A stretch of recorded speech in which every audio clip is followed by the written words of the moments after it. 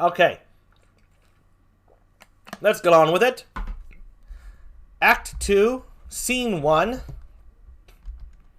Act 2, Scene 1. A room in Polonius's house. This is Polonius's voice. He's talking to Ronaldo. There's a Polonius and a Reynaldo in this room right now. So here's Polonius's voice. Give him this money and these notes, Ronaldo. And here's Ronaldo. I will, my lord.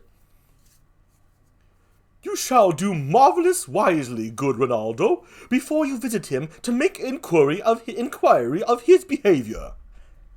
My lord, I did intend it.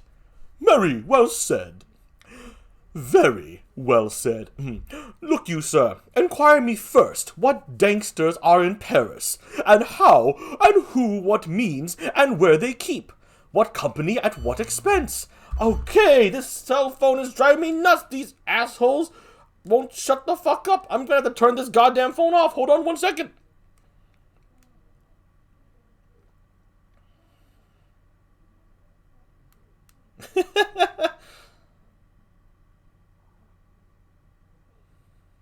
For the record, it's just like telemarketers or some shit like that. I'm not saying that about actual people who have my phone number are assholes. I'm just saying, come on, turn off, damn you. Because that would be rude on so many levels.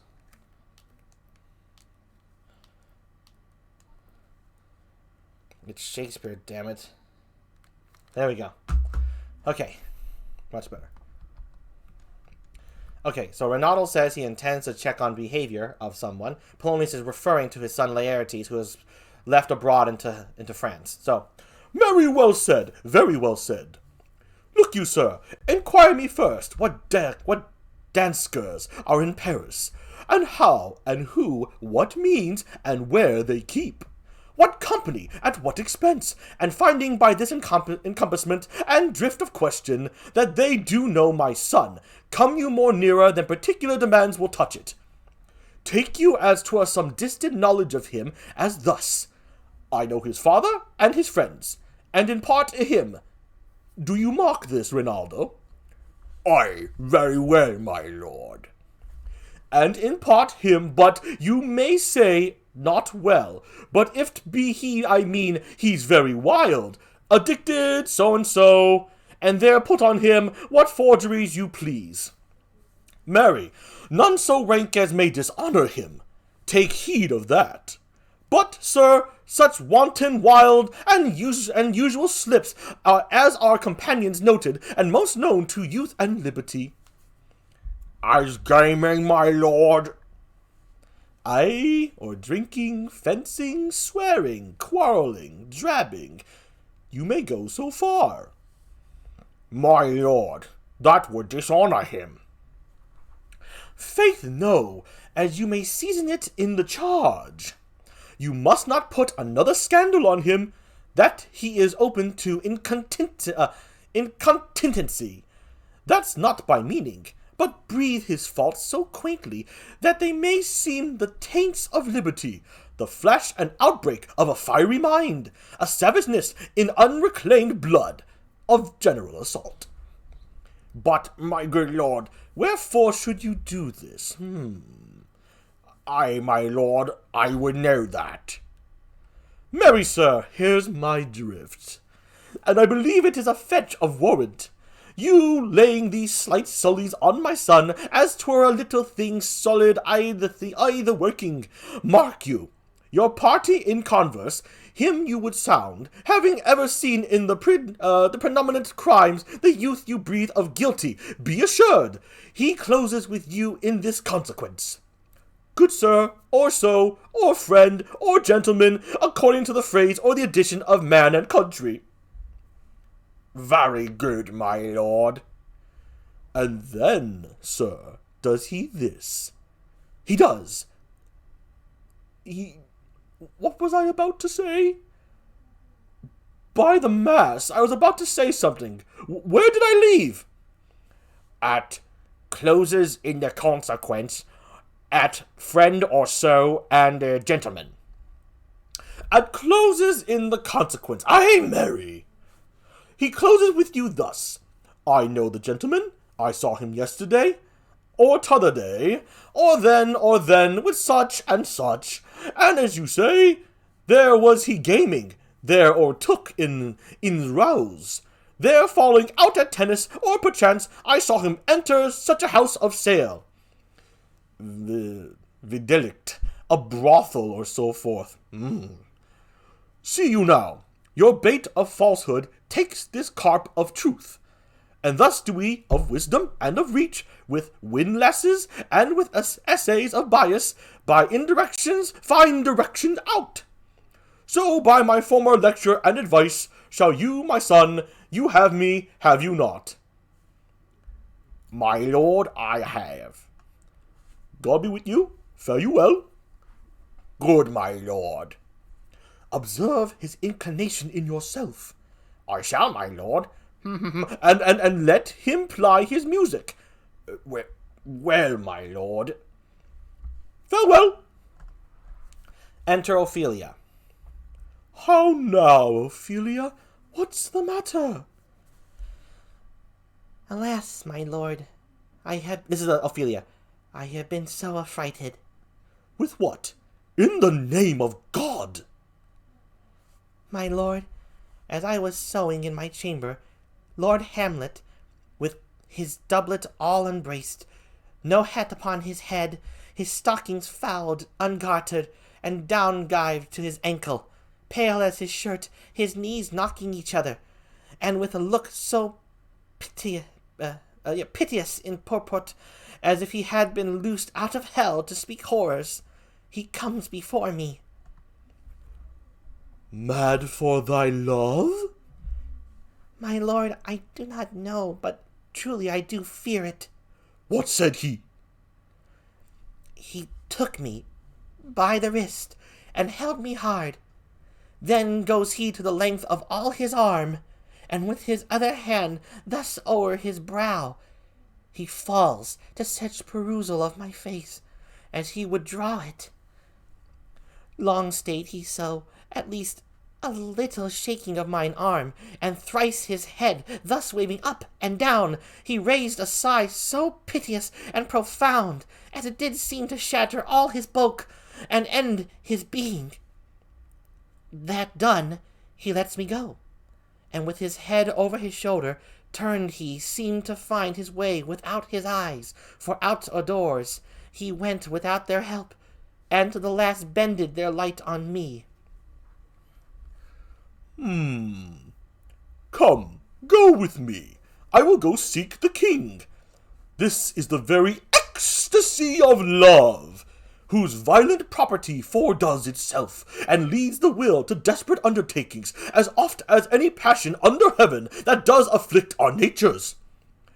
I am sorry. What have you given him? Any hard words of late? No, my good lord, but as you did command, I did repel his letters, and denied his access to me. That hath made him mad. I am sorry that with better heed and judgment I had not quoted him. I feared he did but trifle, and meant to wreck thee. But beshrew my jealousy, it seems it is as proper to our age to cast beyond ourselves in our opinions, as it is common for the younger sort to lack discretion. Come, go we to the king. This must be known, which, being kept close, might move more grief to hide than hate to utter love. Scene 2, a room in the castle. Time to take a hydration. Whew! Polonius can talk.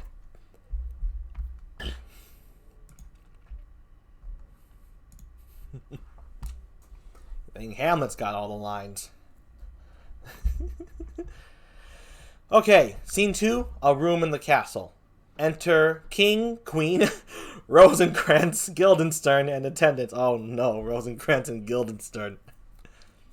Okay, here's King Claudius. Welcome, dear Rosencrantz and Guildenstern. Moreover, that we much did long to see you. The need we have to use you did provoke our hasty sending. Something you have heard of Hamlet's transformation. So I call it, since nor the exterior nor the inward man resembles that it was, what it should be, more than his father's death, that thus hath put him so much from the understanding of himself. I cannot dream of. I entreat you both, that being of so young days brought up with him, and since so neighbour to his youth and humour, that you vouchsafe your rest here in our court, some little time, so by your companies to draw him unto pleasures, and to gather so much as from occasion you may glean, whether aught to us unknown afflicts him, thus, that opened lies within our remedy. This is Queen Gertrude. Good gentlemen, he hath much talked of you. And sure I am, 2 men there are not living to whom he more adheres. If it will please you to show us so much gentry and goodwill as to expend your time with us a while, for the supply and profit of our hope, your visitation shall receive such thanks as fits a king's remembrance. Excuse me. Okay. Time to hear from Rosencrantz and Guildenstern. Okay, so I honestly don't want to give them 2 different voices. I'll give a deep squeak and a high squeak. Okay, so Rosencrantz is the high squeak. Both your majesties might, by the sovereign power you have of us, put your dread pleasures more into command than to entreaty us. That's Rosencrantz. Here's Guildenstern. We both obey, and here give up ourselves in the full bent to lay our service freely at your feet to be commanded. Thanks, Rosencrantz and gentle Guildenstern. Thanks, Guildenstern and gentle Rosencrantz, and I beseech you instantly to visit my too much changed son. Go, some of you, and bring these gentlemen here, and bring these gentlemen where Hamlet is. Heaven make our presence and our practices pleasant and helpful to him. Aye, amen. Exit Rosencrantz, Guildenstern, and some attendants. So they're going to go fetch Hamlet, or go to where Hamlet is. Enter Polonius. The ambassadors from Norway, my good lord, are joyfully returned. Thou still hast been the good father of news. Have I, my lord? Assure you, my good liege, I hold my duty as I hold my soul, both to my God and to my gracious king. And I do think, or else this brain of mine hunts not the trail of policy so sure as it hath us to do, that I have found the very cause of Hamlet's lunacy. Oh, speak of that. That do I long to hear. Give first admittance to the ambassadors. My news shall be the fruit to that great feast. Thyself do grace to them, and bring them in. Polonius exits. Now the king's talking to the queen. He tells me, my sweet queen, that he hath found the head and source of all your son's distemper. I doubt it is no other but the main, his father's death, and our hasty marriage. Well, we shall sift him. Enter Polonius with Voltimand and Cornelius. Welcome, my friends. Say, Voltimand, what from our brother Norway? Here's Voltimand. Most fair return of greetings and desires. Upon our first, he sent out to suppress his nephew's levies, which to him appeared to be a preparation against the Pollock. But, better looked into, he truly found it was against your highness. Whereat, grieved, that so his sickness, age, and impotence was falsely borne in hand, sends out arrest on Fortinbras, which he, in brief, obeys, receives rebuke from Norway, and in fine, makes vow before his uncle never more to give the essay of arms against your majesty. Whereon old Norway, overcome with joy, gives him 3,000 crowns in annual fee, and his commission to employ those soldiers so levied as before against the Pollock, with an entreaty herein further shown. Voltimand shows a paper. That it might please you to give quiet pass through your dominions for this enterprise, on such regards of safety and allowance as therein are set down. It likes us well, and at our more considered time we'll read. Now, we'll read, answer, and think upon this business. Meantime, we thank you for your well-took labor. Go to your rest, and at night we'll feast together. Most welcome. Exit Voltimand and Cornelius. Okay. Gotta keep hydrating for this. Doing so many voices. Excuse me. Most welcome. Polonius comes back. This business is well ended, my liege and madam, to expostulate what majesty should be, what duty is. Why, day is day, night night, and time is time. Were nothing but to waste night, day, and time. Therefore, since brevity is the soul of wit, and tediousness the limbs and outward flourishes, I will be brief. Your noble son is mad. Mad, I call it. For to define true madness, what is't but to be nothing else but mad? But let that go. More matter with less art. Madam, I swear I use no art at all. That he is mad. 'Tis true, 'tis true, 'tis pity, and pity 'tis true, 'tis true. A foolish figure, but farewell it, for I will use no art. Mad, let us grant him then, and now remains that we find out the cause of this effect, or rather say, the cause of this defect, for this effect, defective, comes by cause. Thus it remains, and the remainder thus, perpend I have a daughter. Have whilst she is mine, who, in her duty and obedience, mark, hath given me this. Now gather and surmise. Polonius reads. This is what he's reading. To the celestial and my soul's idol, the most beautified Ophelia. That's an ill phrase, a vile phrase. Beautified is a vile phrase. You shall hear. These in her excellent white bosom, these and Came this from Hamlet to her. Good madam, stay a while, I will be faithful. In her excellent white bosom, these, doubt thou the stars are fire, doubt that the sun doth move, doubt truth to be a liar, but never doubt I love. O dear Ophelia, I am ill at these numbers.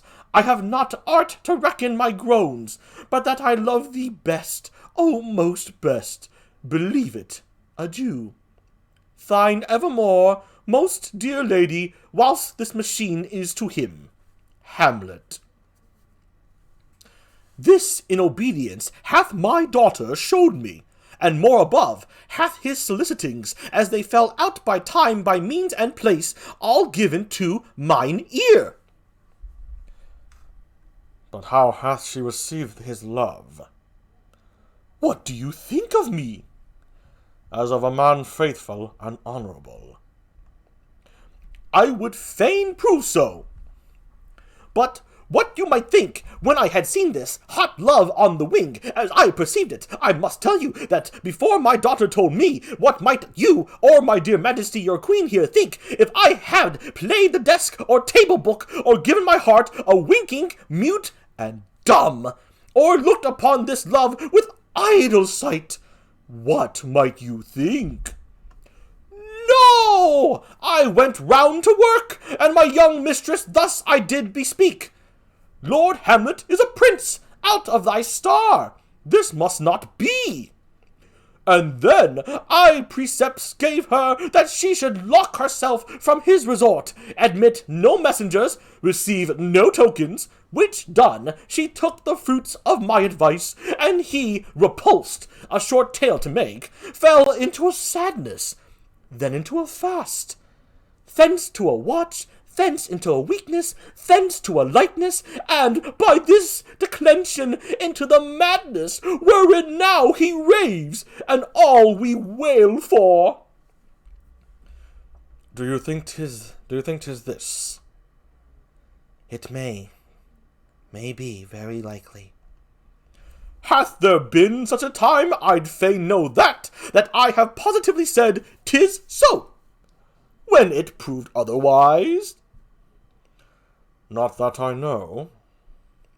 Take this from this, if this be otherwise. Polonius points to his head and his shoulder. If this from this. Okay, he says, take this from this, if this be otherwise. Signaling take his head from his shoulders, if what Polonius thinks Hamlet's madness is concerned with, like, loving Ophelia. If that be wrong, take off Polonius' head. That's what Polonius is saying. So I'll say it again. Take this from this, if this be otherwise. If circumstances lead me, I will find where truth is hid, though it were hid indeed within the center. How may we find it further? You know sometimes he walks 4 hours together here in the lobby? So he does indeed. At such a time, I'll loose my daughter to him. Be you and I behind an arras then. Mark the encounter. If he love her not, and be not from his reason fallen thereon, let me be no assistant for a state, but keep a farm and carters. We will try it. Enter Hamlet, reading. Also, GEEP must hydrate, which he has just done. Okay. Enter Hamlet, reading. But look, where sadly the poor wretch comes reading. Away, I do beseech you both, away, I'll board him presently. Oh, give me leave. Exit the king, queen, and attendants.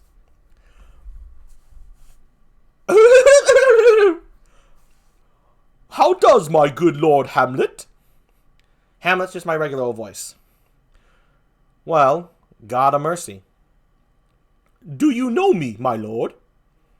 Excellent, well, you're a fishmonger. Not I, my lord. Then I would you were so honest a man. Honest, my lord? Aye, sir, to be honest, as this world goes, is to be one man picked out of a 10,000. That's very true, my lord. For if the sun breed maggots in a dead dog, being a good kissing carrion, have you a daughter?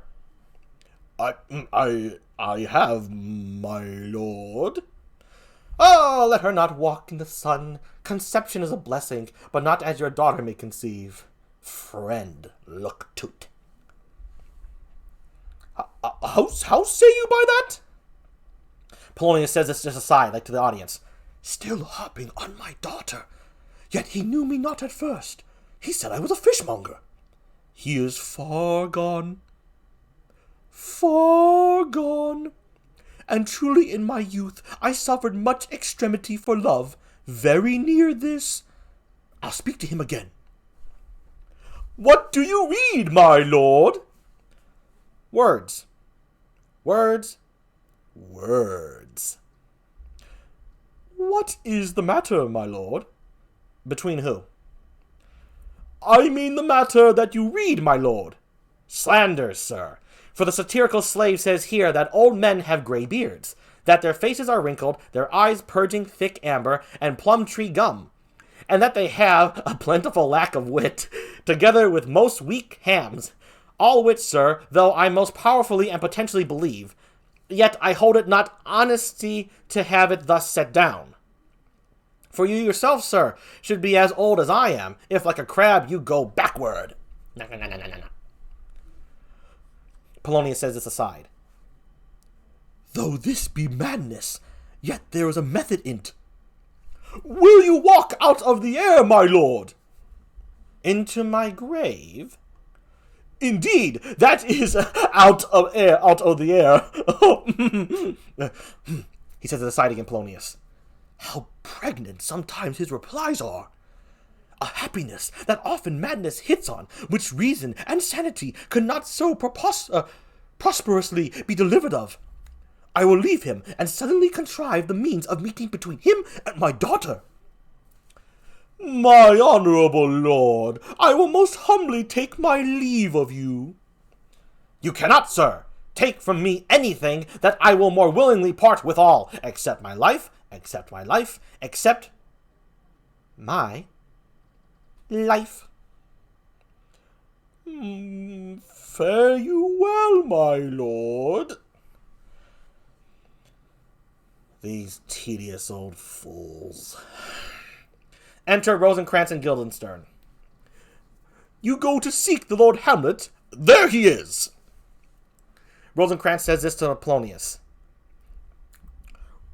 God save you, sir. Polonius leaves. Can I take another drink?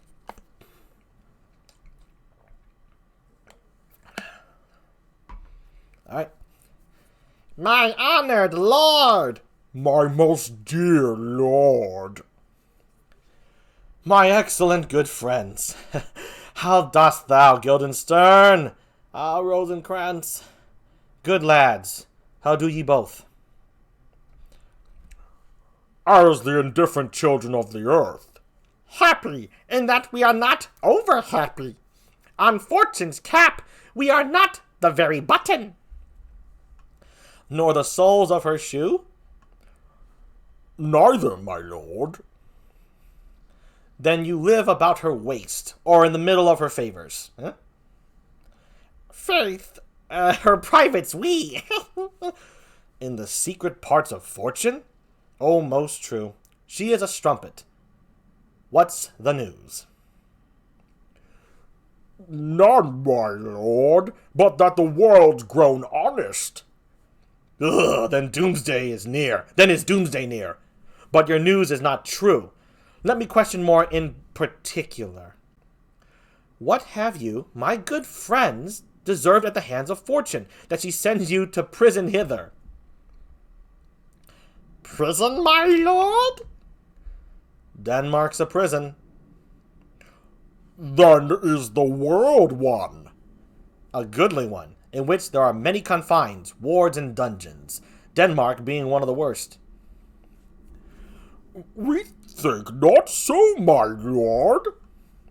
Why, then 'tis none to you, for there is nothing either good or bad, but thinking makes it so. To me, it is a prison. Why? Then your ambition makes it one. 'Tis too narrow for your mind. Oh, God, I could be bounded in a nutshell and count myself a king of infinite space, were it not that I have bad dreams. Which dreams? Indeed, our ambition, for the very substance of the ambitious, is merely the shadow of a dream. A dream itself is but a shadow. Truly, and I hold ambition of so airy and light a quality that it is but a shadow's shadow. Then are our beggars bodies, and our monarchs and outstretched heroes the beggars' shadows. Shall we to the court? For by my fay I cannot reason. We'll ride upon you. No such matter. I will not sort you with the rest of my servants, for to speak to you like an honest man, I am most dreadfully attended. But, in the beaten way of friendship, what make you at Elsinore? To visit you, my lord, no other occasion. Beggar that I am even poor in thanks, but I thank you. And sure, dear friends, my thanks are too dear a halfpenny. Were you not sent for? Is it your own inclining? Is it a free visitation? Come, deal justly with me. Come, come. Nay, speak. What should we say, my lord? Why, anything, but to the purpose. You were sent for, and there is a kind of confession in your looks, which your modesties have not craft enough to color. I know the good king and queen have sent for you. To what end, my lord? That you must teach me. But let me conjure you, by the rights of our fellowship, by the consonancy of our youth, by the obligation of our ever-preserved love, and by what more dear a better proposer could charge you withal, be even and direct with me, whether you were sent for or no. Rosencrantz says this to Guildenstern. What say you? Hamlet says this aside. Nay, then I have an eye of you. If you love me, hold not off. My lord, we were sent for. I will tell you why. So shall my anticipation prevent your discovery, and your secrecy to the king and queen malt no feather. Malt no feather. I have, of late, but wherefore I know not, lost all my mirth, forgone all custom of exercises, and indeed, it goes so heavily with my disposition, that this goodly frame the earth seems to me a sterile promontory. This most excellent canopy, the air, look you, this brave o'erhanging firmament, this majestical roof, fretted with golden fire, why, it appears no other thing to me than a foul and pestilent congregation of vapors. What a piece of work is man! How noble in no other thing to me than how noble in reason! How infinite in faculties, in form and moving, how express and admirable! In action, how like an angel! In apprehension, how like a god! The beauty of the world, the paragon of animals, and yet, to me, what is this quintessence of dust? Man delights not me. No, nor woman neither. Though by your smiling you seem to say so. My lord, there was no such stuff in my thoughts. Why did you laugh then, when I said, man delights not me? To think, my lord, if you delight not in man, what Lenten entertainment the players shall receive from you. We coated them on the way, and hither are they coming to offer you service. He that plays the king shall be welcome. His majesty shall have tribute of me. The adventurous knight shall use his foil and target. The lover shall not sigh gratis. The humorous man shall end his part in peace. The clown shall make those laugh whose lungs are tickle, the seer. And the lady shall say her mind freely, or the blank verse shall halt forth. What players are they? Even those you were wont to take such delight in, the tragedians of the city. How chances it they travel? Their residence, both in reputation and profit, was better both ways. I think their inhibition comes by the means of the late innovation. Do they hold the same estimation they did when I was in the city? Are they so followed? No, indeed they are not. How comes it? Do they grow rusty? Nay, their endeavours keeps in the wonted pace, but there is, sir, an array of children, little aces that cry out on the top of question, and are most tyrannically clapped for't. These are now the fashion, and so breathe the common stages, so they call them, that many wearing rapiers are afraid of goose quills, and dare scarce come thither. What are they, children? Who maintains them? How are they escorted? Will they pursue the quality no longer than they can sing? Will they not say afterwards, if they should grow themselves to common players, as it is most like, if their means are no better, their writers do them wrong to make them exclaim against their own succession? Faith, there has been much to do on both sides, and the nation holds it no sin to tear them to controversy. There was, for a while, no money bid for argument unless the poet and the player went to cuffs in the question. It's possible? Excuse me. Oh, there has been much throwing about of brains. Do the boys carry it away? Aye, that they do, my lord. Hercules and his load too. It is not very strange, for my uncle is king of Denmark, and those that would make mouths at him while my father lived give 20, 40, 50, 100 ducats apiece for his picture in little. It's blood. There is something in this more than natural, if philosophy could find it out. Flourish! Trumpets within! GEEP must take another swig of his tea.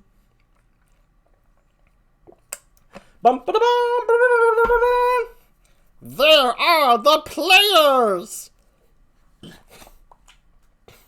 Goddamn Guildenstern voice. Gentlemen, you are welcome to Elsinore. Your hands. Come. The appurtenance of welcome is fashion and outward, should more appear like entertainment than yours. You are welcome. But my uncle-father and aunt-mother are deceived. In what, my lord? I am but mad north-northwest. When the wind is southerly, is southerly, I know a hawk from a handsaw. Enter Polonius. Well be with you, gentlemen. Hark you, Guildenstern, and you too, at each ear a hearer. That great baby you see there is not yet out of his swaddling clouts. Happily he's the second time come to them, for they say an old man is twice a child. I will prophesy. He comes to tell me of the players. Mark it. You say right, sir. For a Monday morning 'twas so indeed. My lord, I have news to tell you.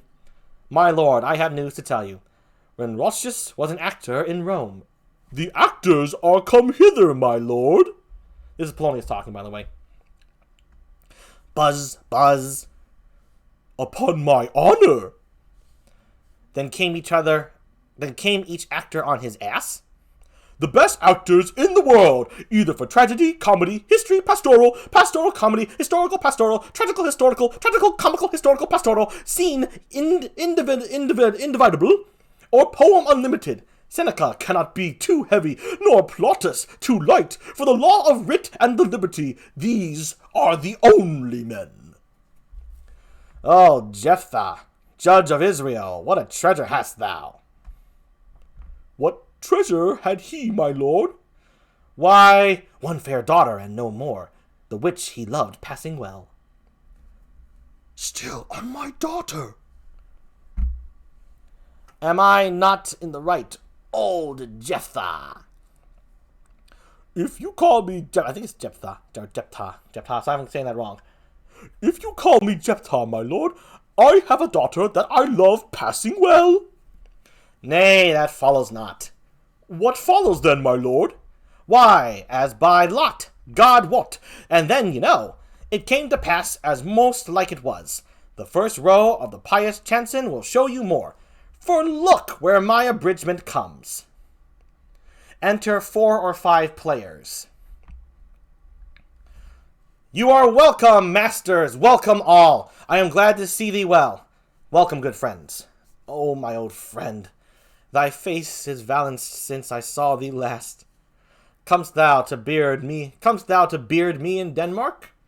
What, my young lady and mistress? By our lady, your ladyship is nearer to heaven than when I saw you last. By the altitude of a chopine, I don't know that word, I apologize.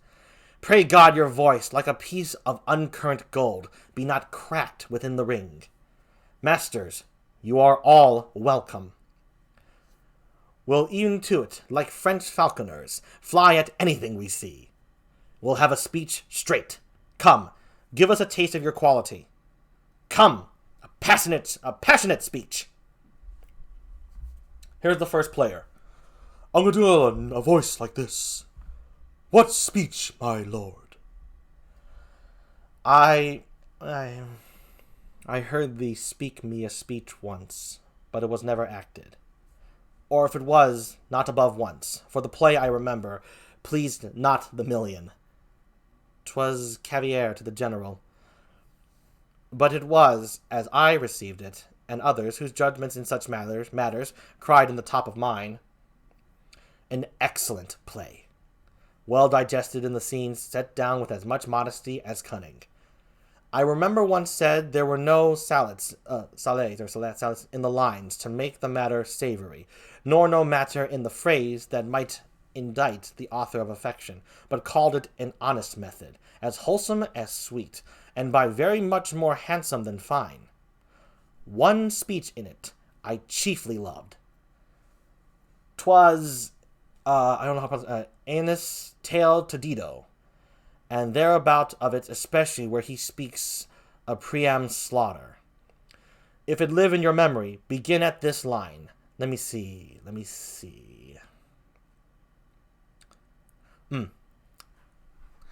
The rugged Pyrrhus, Pyrrhus, I don't know how to word it, like the Hyrcanian beast.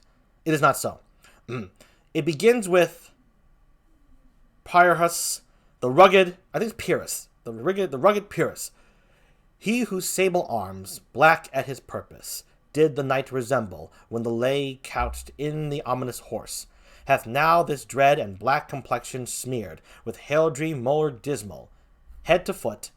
Now is he total ghouls, horridly tricked, with blood of fathers, mothers, daughters, sons, baked and empasted, with the parching streets that lend a tyrannous and a damned light to their vile murders, roasted in wrath and fire, and thus o'erseized with coagulate gore, with eyes like carbuncles, the hellish Pyrrhus, old grandsire Priam seeks.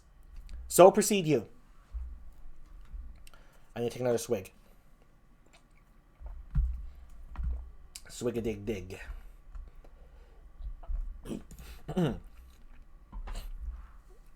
Okay. So proceed you. Okay, here's Polonius.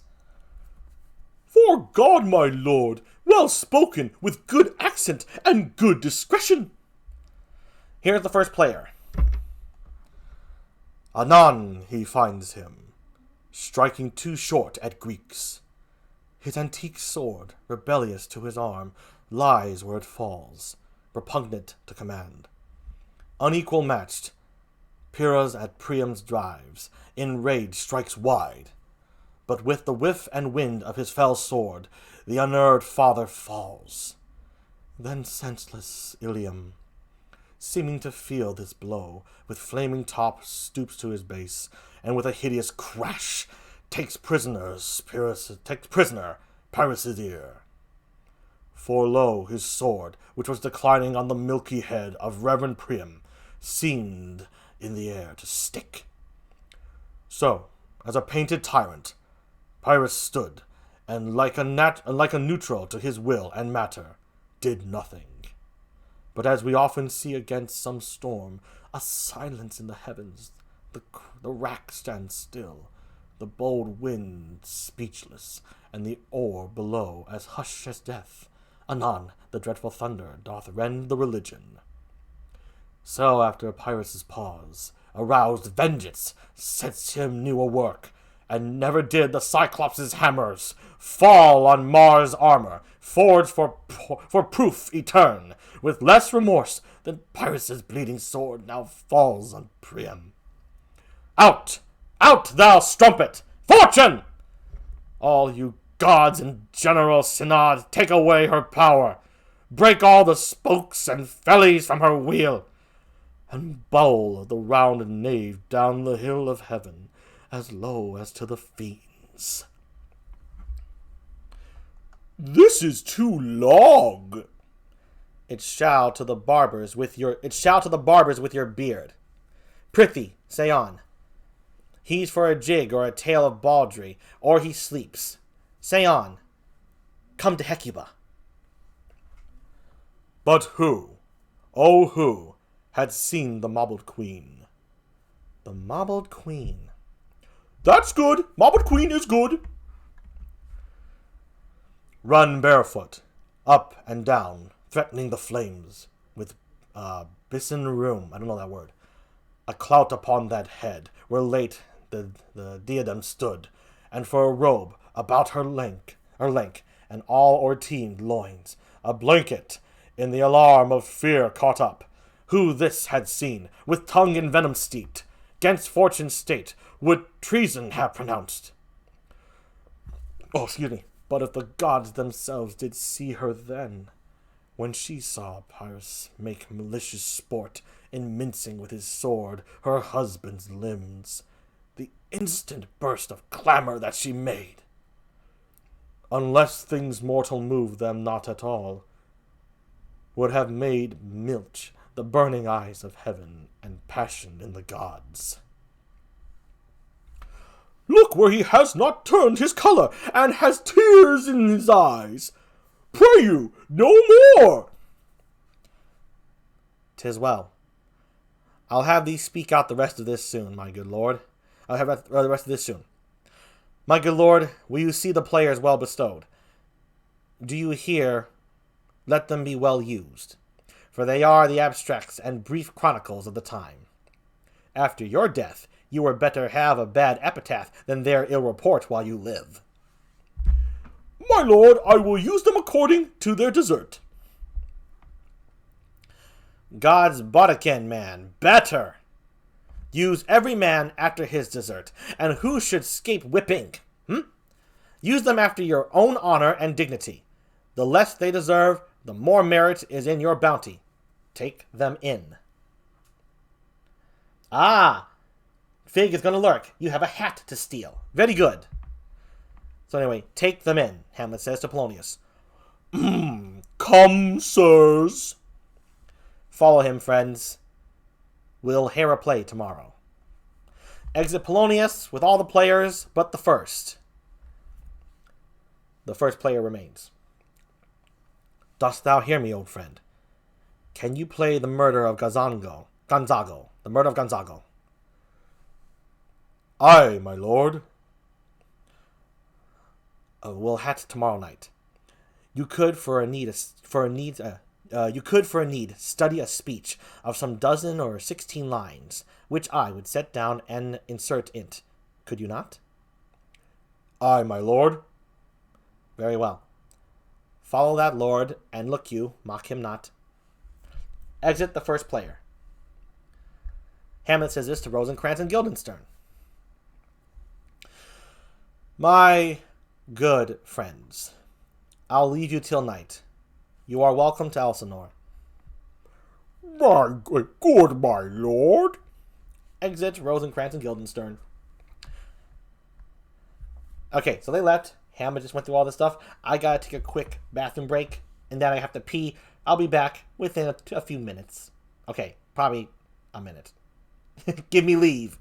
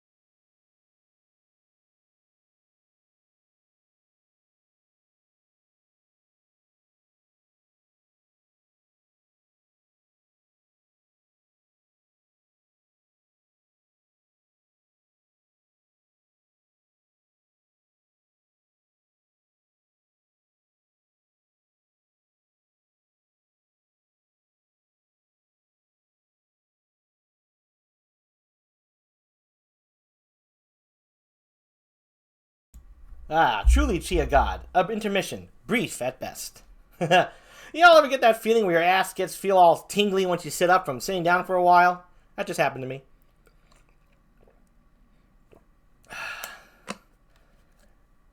Yo, he is back. Yes, he is. And now we shall continue. Okay. So Hamlet is now all alone. after them. So nothing like a tingling in the arse. Yeah, precisely, Chia God, precisely. All right, back to Hamlet. Actually, Hamlet speaking now. Aye, so God be with ye. Now I am alone. Oh, what a rogue and peasant slave am I. Is it not monstrous that this player here, but in a fiction, in a dream of passion, could force his soul so to his own conceit, that from her working all his wishes waned, tears in his eyes, distraction in his aspect, a broken voice, and his whole function suiting with forms to his conceit, and all for nothing, for Hecuba? What's Hecuba to him, or he to Hecuba, that he should weep for her? What would he do, had he the motive and the cue for passion that I have? He would drown the stage with tears, and cleave the general ear with horrid speech, make mad the guilty, and appall the free, confound the ignorant, and amaze, indeed, the very faculties of eyes and ears. Yet I, a dull and muddy, meddled rascal, peak like John a dreams, unpregnant of my cause, and can say nothing. No, not for a king upon whose property and most dear life a damned defeat was made. Am I a coward? Who calls me villain, breaks my pate across, plucks off my beard, and blows it in my face? Tweaks me by the nose, gives me the lie in the throat, as deep as to the lungs. Who does me this? Ha! Swoons. I should take it, for it cannot be, but I am pigeon-livered, and lack gall, to make oppression bitter, or ere this I should have fatted all the region kites with this slave's offal. Bloody, bawdy villain, remorseless, treacherous, lecherous, kindless villain. Oh, vengeance. Why, what an ass am I! This is most brave, that I, the son of a dear father murdered, prompted to my revenge by heaven and hell, must, like a whore, unpack my heart with words, and fall a-cursing like a very drab, a scullion. Firepunt! Foe! About my brain, I have heard that guilty creatures, sitting at a play, have, by the cunning of the scene, been struck so to the soul that presently they have proclaimed their malefactions. For murder, though it have no tongue, will speak with most miraculous organ. I'll have these players place something like the murder of my father before mine uncle. I'll observe his looks. I'll tent him to the quick. If he but blench, I know my course. The spirit that I have seen may be the devil, and the devil hath power to assume a pleasing shape, yea, and perhaps out of my weakness and my melancholy, as he is very potent with such spirits, abuse me to damn me. I'll have grounds more relative than this. The play's the thing, wherein I'll catch the conscience of the king. Hamlet exits. We are on to Act 3. Let's see, how are we doing for time? GEEP takes another swig. We're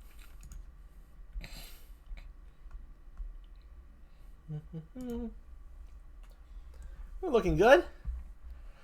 Let's see here. How long is... I think Act 3 is... here we are. That's right. So we're right there.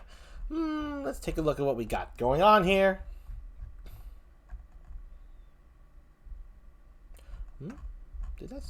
What's with that? Act 3, Scene 1, a room. Oh, of course, okay. Okay, so let's do Act 3, Scene 1. That's an exciting part. It's the very famous to be or not to be speech. So...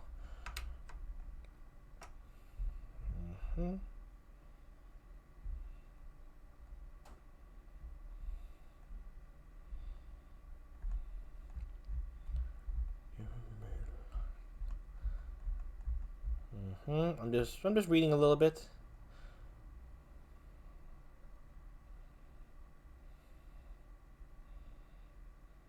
Oh yes, that scene. Okay. Let's carry on. Let's carry on a little bit. I think I can close it out in one of those scenes. It's a good part. It's a good part. Here we are. Okay, so Hamlet is ready to have the play capture the conscience of the king. Dear me, dear me. Okay. Act 3. Scene 1. A room in the castle. Enter the king, queen, Polonius, Ophelia, Rosencrantz and Guildenstern. Wow, what a cast. And can you, by no drift of circumstance, get from him why he puts on this confusion, grating so harshly all these days of quiet, with turbulent and dangerous lunacy? He does confess he feels himself distracted, this is Rosencrantz, but from what cause he will by no means speak. Nor do we find him forward to be sounded, but with a crafty madness keeps aloof, when we would bring him unto some confession of his true state. Did he receive you well? Most like a gentleman. But with much forcing of his disposition. Niggard of question, but of our demands, most free in his reply. I know that sounded like the bad N word, but it is spelled Niggard. So I said Niggard of question, but of our demands, most free in his reply. That's the line, folks. Did you essay him to any pastime? Madam, it is so far out that certain players we or wrought on the way, of these we told him, and there did seem in him a kind of joy to hear of it. They are about the court, and, as I think, they have already ordered this night to play before him. 'Tis most true, and he beseeches me to entreat your majesties to hear and to see the matter. That's Polonius. With all my heart, and it doth much content me to hear him so inclined. Good gentlemen, give him a further edge, and drive his purpose onto these delights. We shall, my lord. Exit Rosencrantz and Guildenstern. This is the king, King Claudius. Sweet Gertrude, leave us too, for we have closely sent for Hamlet hither, that he, as 'twere by accident, may here affront Ophelia. Her father and myself, lawful espials, will so bestow ourselves that, seeing unseeing, we may of their encounter frankly judge, and gather by him as he is behaved, if it be the affliction of his love or no that thus he suffers for. I shall obey you. And for your part, Ophelia, I do wish that your good beauties be the happy cause of Hamlet's wildness. So shall I hope your virtues will bring him to his wonted way again. To both your honors. Madam, I wish it may. Ophelia, walk you here. Gracious, so please you, we will bestow ourselves. Gracious, so please you, we will bestow ourselves. He said that, I think. Oh, the queen already left after Ophelia said that. Now Polonius talks to Ophelia. Read on this book, that show of such an exercise may color your loneliness. We are oft to blame in this, 'tis too much proved that with devotion's visage, and pious action we do sugar o'er the devil himself. The king says this aside. Oh, 'tis true. How smart a lash that speech doth give my conscience. The harlot's cheek, beautied with plastering art, is not more ugly to the thing that helps it than is my deed to my most painted word. Oh, heavy burden. I hear him coming. Let's withdraw, my lord. The king and Polonius withdraw. Enter Hamlet. Okay, I hope I don't ruin this one. Enter Hamlet.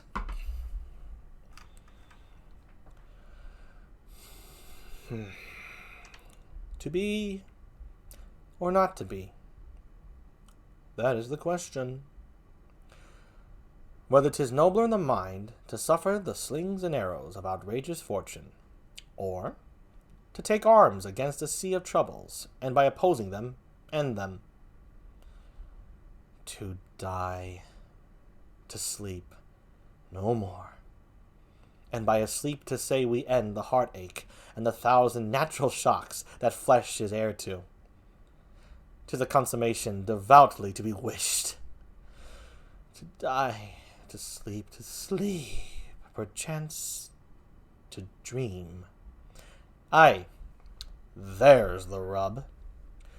For in that sleep of death and what dreams may come, when we have shuffled off this mortal coil, must give us pause.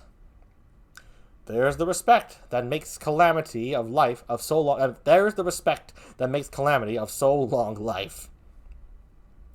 For who would bear the whips and scorns of time, the oppressor's wrong, the proud man's contumely, the pangs of despised love, the law's delay, the insolence of office, and the spurns that patient merit of the unworthy takes, when he himself might his quietus make with a bare bodkin? Who would these fardels bear, to grunt and sweat under a weary life, but that the dread of something after death? The undiscovered country, from whose bourne no traveler returns, puzzles the will, and makes us rather bear those ills we have than fly to others that we know not of. Thus, conscience does make cowards of us all, and thus the native hue of resolution is sicklied, o'er with the pale cast of thought, and enterprises of great pith and moment, with this regard, their currents turn awry, and lose the name of action. Soft you now, the fair Ophelia. Nymph, in thy orisons be all my sins remembered. Here's Ophelia. Good, my lord. How does your honor for this many a day? How does your honor for this many a day? There you go, she's a little higher pitched than his mother. I humbly thank you. Well, well, well. My lord, I have remembrances of yours that I have longed to re-deliver. I pray you, now receive them. No, not I. I never gave you aught.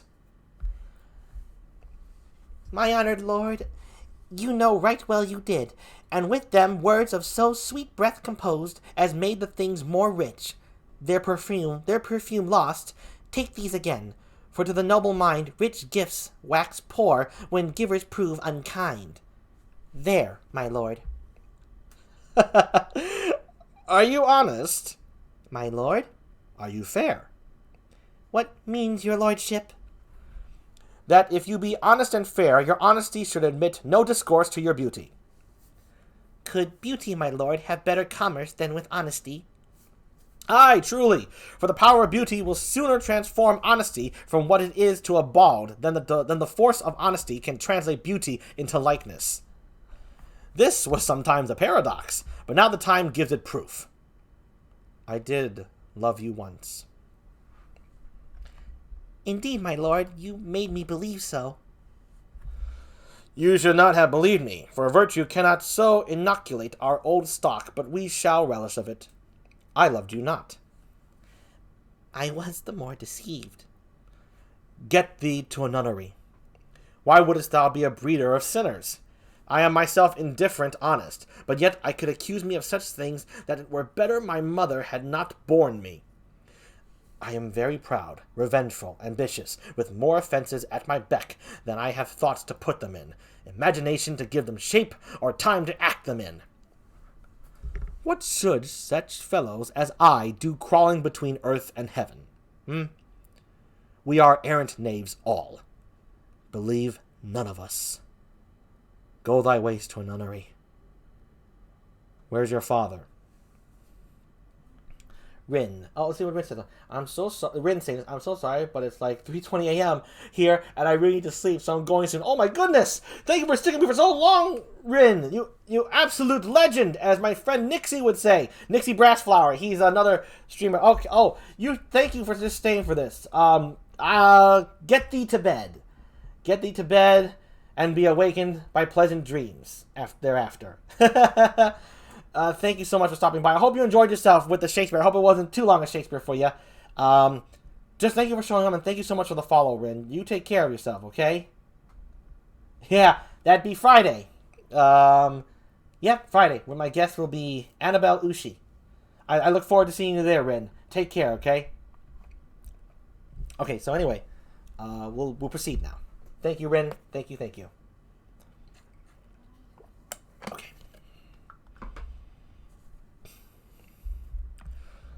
Hamlet asked Ophelia, where's her father?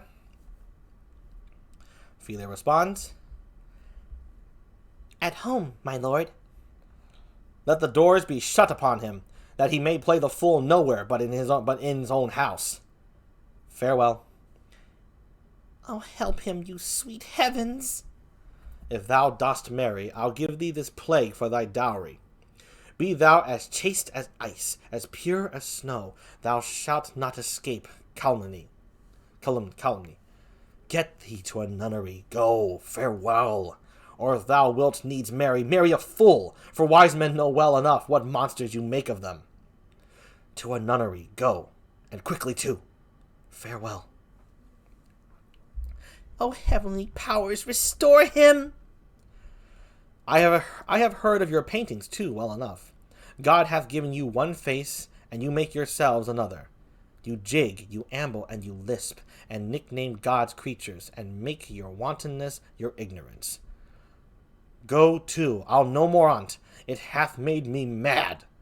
I say, we will have no more marriages. Those that are married already, all but one, shall live. The rest shall keep as they are. To a nunnery, go! Hamlet exits. And now we're left with Ophelia. Oh, what a noble mind is here overthrown! The courtiers, soldiers, scholars, eye, tongue, sword, the expectancy and rose of the fair state, the glass of fashion and the mold of form, the observed of all observers, quite down, and I, of ladies most deject and wretched, that sucked the honey of his music vows, now see that noble and most sovereign reason, like sweet bells jangled out of tune and harsh, that unmatched form and feature of blown youth, blasted with ecstasy. Oh, woe is me, to have seen what I've seen, see what I see. Enter the king and Polonius. Love, his affections do not that way tend, nor what he spake, though it lacked form a little, was not like madness. There's something in his soul, o'er which his melancholy sits on a brood, and I do doubt the hatch and the disclose will be some danger, which for to prevent, I have in quick determination thus set it down. He shall, with speed to England, for the demand of our neglected tribute, haply the seas and countries different with variable objects shall expel this something settled matter in his heart, whereon his brain still beating puts him thus from fashion of himself. What think you on't?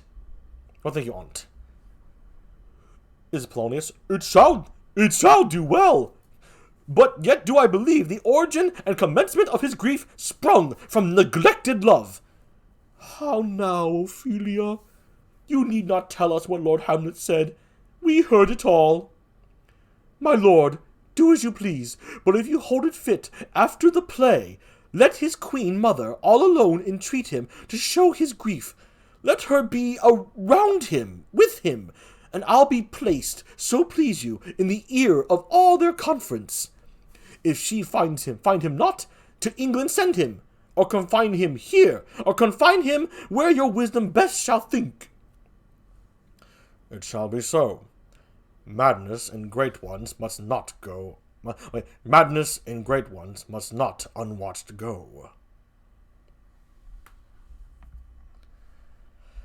Scene 2, a hall in the castle. We'll stop right here for Hamlet. Thank you all so much for joining me for Hamlet. I love reading Shakespeare.